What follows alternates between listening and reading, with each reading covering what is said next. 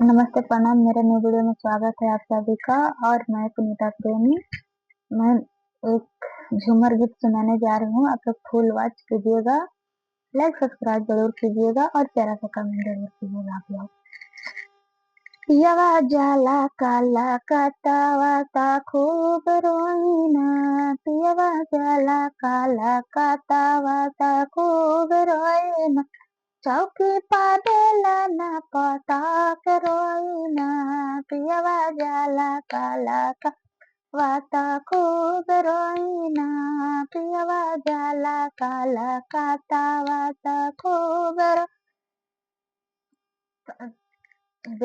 बेदा पाता के या पटाक रोईना, पियवा जाला काला वाता खूब रोईना, पियवा जाला काला काता वाता खूब रोईना, तसला पढ़ा काना पटाक रोईना, पियवा जाला काला काता वाता खूब रोईना, पियवा जाला काला काता वाता खूब अगना में झाड़ू पटाक रोईना, पियवा जाला काला काता वाता खूब रोईना, पियवा जाला काला काता वाता खूब रोईना।